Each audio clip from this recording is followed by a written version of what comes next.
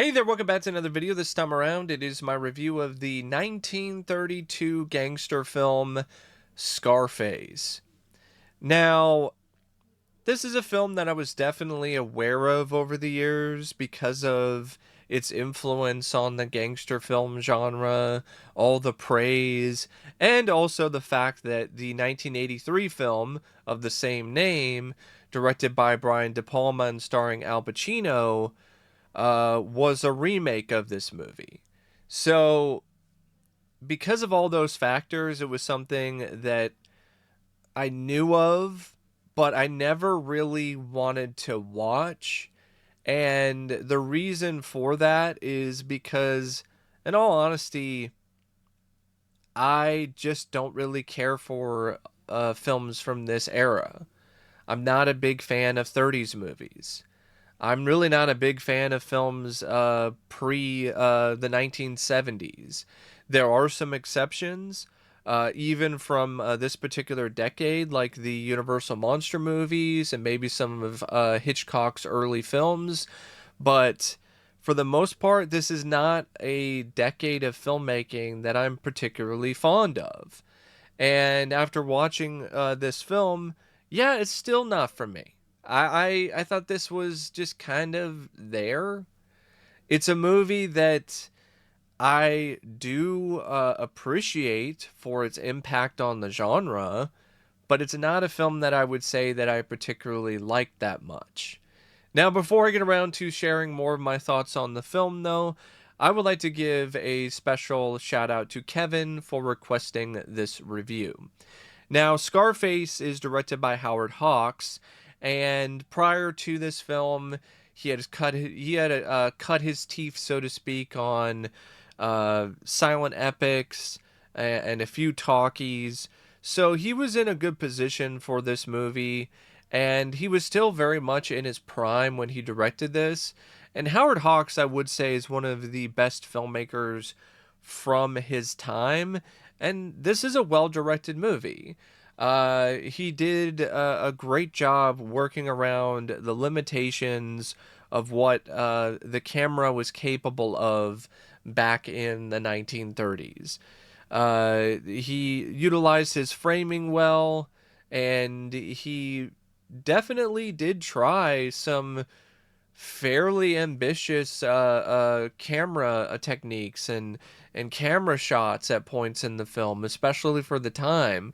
But you can only do so much with what uh, they were capable of utilizing back in the 30s, which is why I don't necessarily judge a directing the same way as I would a film from today, for instance, or from the 80s, or even like the 60s or 70s, because there were just so much more limitations involved in terms of what you could do with a camera. Like, you could use a dolly shot, you could do some stuff like that.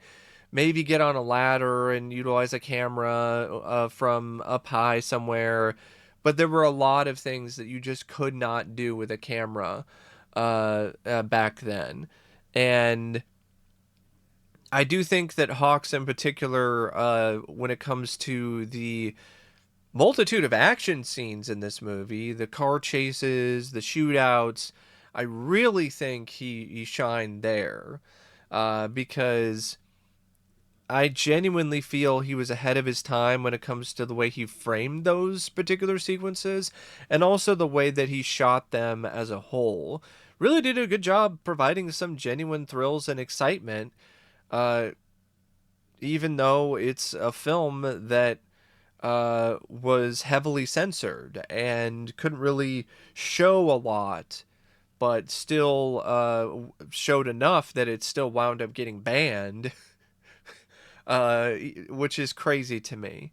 But, you know, times were very different back then with the Hays Code and all of that.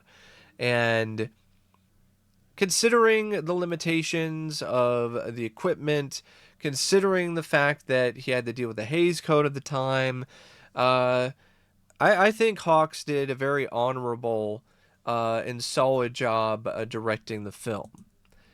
Now, the screenplay is by W.R. Burnett, John Lee Mahan, Seton I. Miller, and Ben Hecht, and it's based on a novel of the same name. And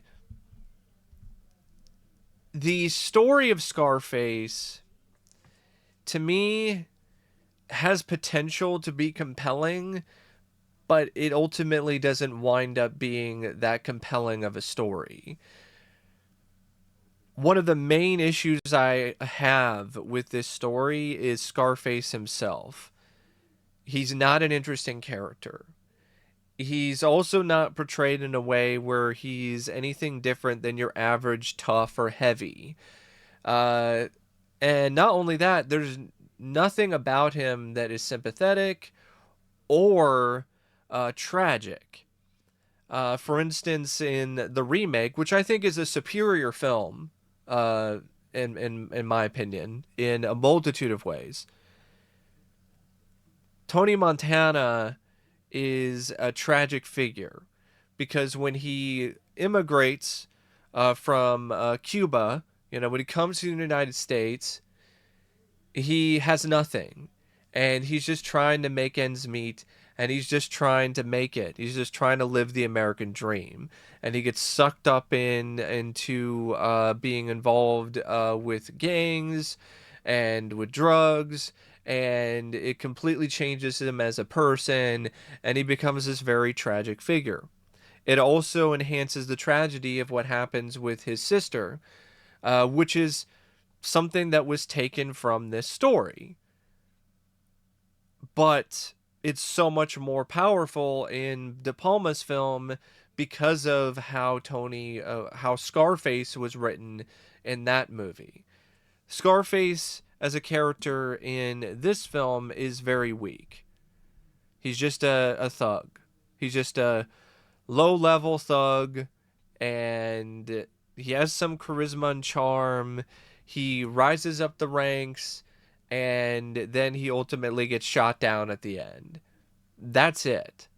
Uh, it also doesn't help that the script doesn't really spend a lot of time with Scarface when he's reached the top. So when he ultimately falls, the impact is also lessened because of the fact that he was barely even on top for what feels like more than maybe a few minutes. And if that isn't bad enough, it really suffers from the lack of a strong antagonist, or a protagonist, or at least somebody who is opposing Scarface. Whether it's the cops, whether it's some of the people that are part of the gang that he's on, that might be gunning for him, there really isn't any added conflict involving these other characters that really can help drive the plot on and make it so it's not just a lot of meandering and pacing around. Because, yeah, I don't think that the police inspector is that strong of a character or that strong of an opposing force. Despite the fact that he's there, and there are some scenes where, he's got Scarface and he's, you know, talking to him and he's trying to intimidate him and everything. It just didn't really land as that intimidating to me. And when it comes to Scarface's rivals, the script really dropped the ball to me.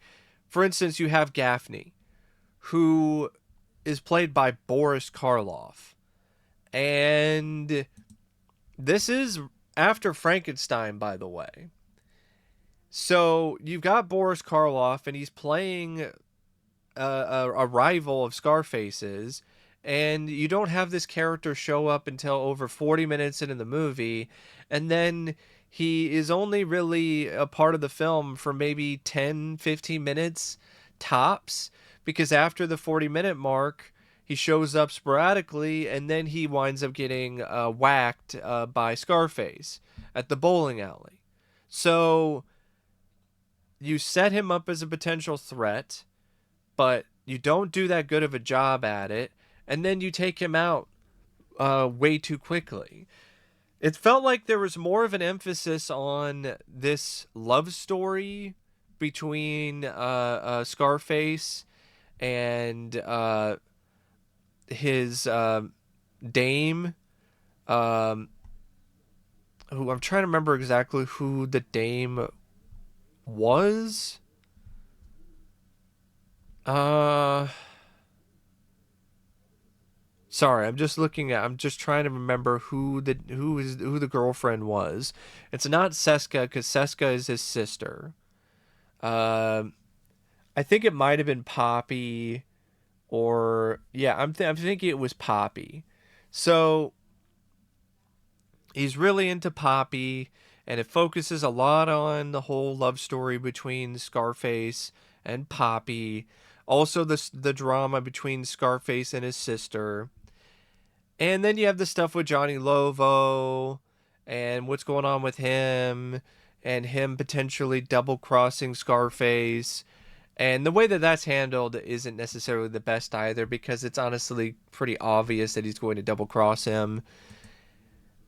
And the only thing that really perks you up when it comes to this story or this script at any point is when there's an action sequence, when there's a car chase, when there's a shootout.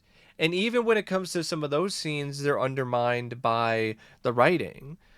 For instance, during a scene that's supposed to be really tense, involving Scarface and Poppy, uh, Scarface and Poppy are hiding from these thugs who are shooting up a diner that they're at. And they're shooting at the diner with Tommy guns, and they're hiding under desks, or they're hiding under the tables and the chairs, trying to not get shot. And the story keeps cutting away to this comic relief male secretary character who is on the phone and is bumbling around. And I know that that was a thing of this era of filmmaking and storytelling, and maybe it was something that the Hayes code required at the time. But whatever it is, it's just not a good fit, and it really deadens the overall intensity of that scene. Um, it's one of those films to me where if you had a better script and a stronger story, this would be a much better movie. But what you have is just a very generic story about a gangster who rises to power in a pretty generic way. And there's a little bit of drama involving some other people that are rivals of his, or his sister, or his lover, or the cops that are trying to bust him. And then that's really about it. And then by the end, he gets hit with tear gas and he gets flushed out of his apartment. His sister dies during the whole ordeal with the police after he shot his best friend and colleague because he heard that his sister was dating um, somebody, and he went to go see who it was, and without even thinking about it, he shot his friend, which is in the 1983 film. But like I said, that's handled better.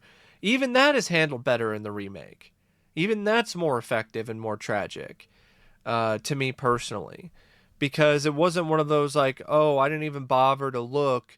He I think, well, no, he did. Well, he didn't bother to look and check who it was, but the reason why is because he was coked out of his mind. There was no way for him to even think clearly. Here, Scarface easily could be thinking clearly enough, um, but instead he just doesn't think at all and just shoots the guy. And the ending, when he gets shot down by the police, uh, it's okay. And I do like the pan up to the world is your sign. And I do like that that was something that was alluded to numerous times throughout the film with the sign and what it represents and everything. But even from a subtext point of view, social commentary point of view, I think this screenplay is kind of weak as well and doesn't really have that much in the chamber. So it's one of those screenplays where I appreciate and I understand what it was trying to do. And for the time, maybe it was something special. But when it comes to a slew of other gangster movies that came out afterwards, including the remake from 1983, you just have much better stories with better characterization and more compelling plots. The cast is not too bad. I think Paul Muni as Scarface, he's charismatic, he's engaging enough. I definitely feel he has enough star power to carry the movie. He's no Al Pacino, but he still manages to hold his own here. And Dvorak is Francesca Seska Camonte. I also felt was pretty decent, as well as Karen Morley's Poppy. The two dames were quite dynamic when it comes to their performances. George Raft as a little boy was just to me. Boris Karloff was great in his few scenes. He was good enough. He should have been in the movie more. Maybe have him be the police inspector instead of being this random heavy who gets knocked out and killed like way too quickly. Osgood Perkins, he plays Johnny Lovo, and he was fine. So was C. Henry Gordon as Police Inspector Garino. But really, it's Paul Muni and the two dames that are really carrying this film for the most part when it comes to its cast. The cinematography by League Arms and L.W. O'Connell, it's also decent enough. It's not what I would consider to be anything that's mesmerizing or astonishing, but it works and it's effective for the kind of film that Scarface is, as is the editing by Edward Curtis, as well as the music by Adolf Tandler and Gus Anheim.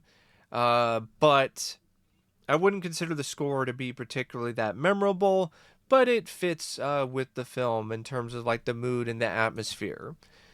But when it comes to Scarface, one of the biggest things that stands out is its stunt work. I think from a stunt perspective, this film is spectacular for the time. There are some car stunts in particular in this that are amazing. They still look great to this day, and they're even more impressive when you consider the time that this was shot in and all the other things that a lot of stunt performers and people had to deal with back in the 30s. Because it was definitely a lot harder to pull off some of these stunts back then as it would be even 10, 15, 20 years later after the release of this movie, let alone now. But yeah, overall, I thought it was a fine enough, decent movie for what it was, but it's not something that I would particularly watch again. It's not something that I was a super a big fan of or really that enamored with overall. It's a movie that I appreciate and I respect for the impact that it had on the genre of gangster cinema. And I think it deserves a lot of accolades and a lot of appreciation for that. But that doesn't mean that I think that it's a masterpiece or I think that it's anywhere near worthy of the really high rating that it gets on IMDb. I mean, this is a very highly rated film on that platform. And It's also very highly rated on other platforms as well. And I think a lot of it really just comes down to how influential it was, and not necessarily due to other factors to me. This is not a 7.7 out of 10 movie. Like I don't really feel that way at all. But it's still decent for what it is, and I would recommend it if you're interested in seeing the early days of gangster cinema, to see one of the important building blocks of that genre. But anyway, thank you for watching my review of Scarface, and as always, I'll see you later. See ya.